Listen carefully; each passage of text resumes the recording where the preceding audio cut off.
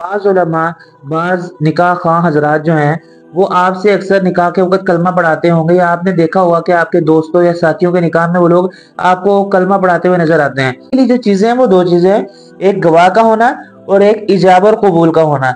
और लिहाजा जो बात रही कलमे की, कलमे का पढ़ाना ना किसी हदीस में मनकूल है, ना किसी सहाबी वगैरह के अमल से साबित है। अगर अकायद खराब हो, किसी का जो ना किसी का अकीदा खराब हो कि अल्लाह के अलावा किसी और से मांगने का अकीदा हो, या आप सल्लल्लाहु अलैहि वसल्लम के अलावा किसी और को अल्लाह का रसूल समझता हो, या अल्लाह के अलावा किसी और से अपने माफी का तलबगार हो, तो लिहाजा उसको ये कलमे पढ़ा देना, ताकि ये बात इस बात पर दलालत हो जाए कि उसका अकीदा सही। इसको रस्म बना लेना, रवाज बना लेना कि हर बंदा जब भी निकाह मुनक्किद नहीं होगा जब तक कलमे ना पढ़ाए जाए, तो ये मुनासिब नहीं है, और ये ना ही किसी हदीस और ना ही किसी अमल से मनकूल है। तो अस्सलामु अलैकुम वरहमतुल्लाहि वबरकातुहू। उम्मीद है कि आप सब खैर आफियत से होंगे।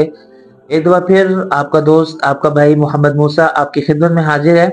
और आज की जो हमारी वीडियो है ये एक बहुत मुख्तसर और बहुत ही ज़्यादा पुरअसर एक जो वाक़या जो कि हमारे मुआशरे में, हमारी सोसाइटी में बहुत ज़्यादा पेश आता है, और उसको बाज़ लोग जो है ना वो उसके बारे में बहुत ज़्यादा क्वेश्चन भी करते हैं, उसके बारे में जो है ना पूछना भी चाहते हैं कि इसकी हकीकत क्या है। आपने देखा होगा जब आप किसी के निकाह में शरीक हों या अपने निकाह में शरीक हों, तो आपको एक चीज बहुत ज्यादा देखने को मिलती होगी कि बाज उलमा, बाज निकाह खां हजरात जो हैं वो आपसे अक्सर निकाह के वक्त कलमा पढ़ाते होंगे, या आपने देखा होगा कि आपके दोस्तों या साथियों के निकाह में वो लोग आपको कलमा पढ़ाते हुए नजर आते हैं।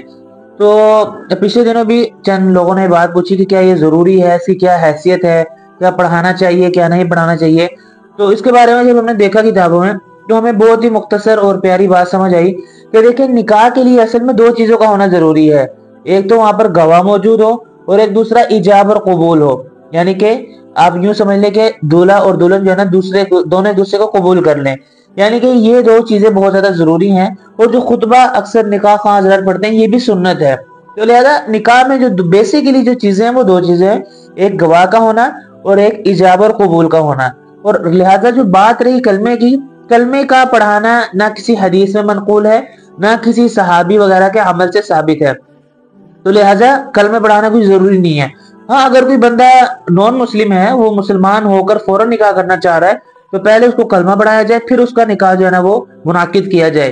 तो लिहाजा जो ये वाली जो सिचुएशन है मुसलमानों के यहाँ के कलमा पढ़ाया जाता है, ये कोई जरूरी नहीं है। अलबत्ता अगर कोई नॉन मुस्लिम हो उसको पढ़ा दिया जाए और उसको फौरन बाद जो है निकाह पढ़ा दिया जाए, तो ये वहां पर कलमे का पढ़ाना जरूरी होता है।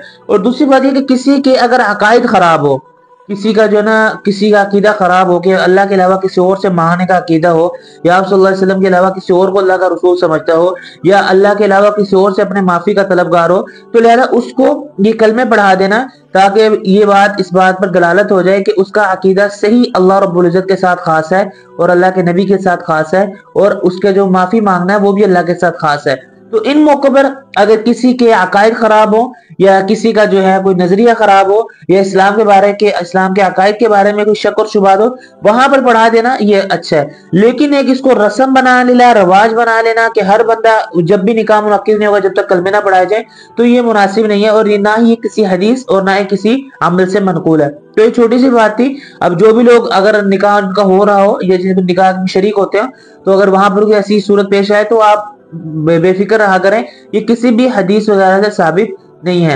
हाँ, अलबत्ता पढ़ा दिया जाए तो इंसान की अकायद दुरुस्त हो जाए इस घर से, या किसी के अकायद खराब हो उस घर से समझाने के लिए पढ़ा दिया जाए तो बहुत अच्छा है। तो एक मुख्तसर सी वीडियो थी जिसमें हमने आपको जो है ना वो कलमे के बारे में बता दिया कि कलमा पढ़ाना कैसा है और पढ़ाना चाहिए या नहीं पढ़ाना चाहिए।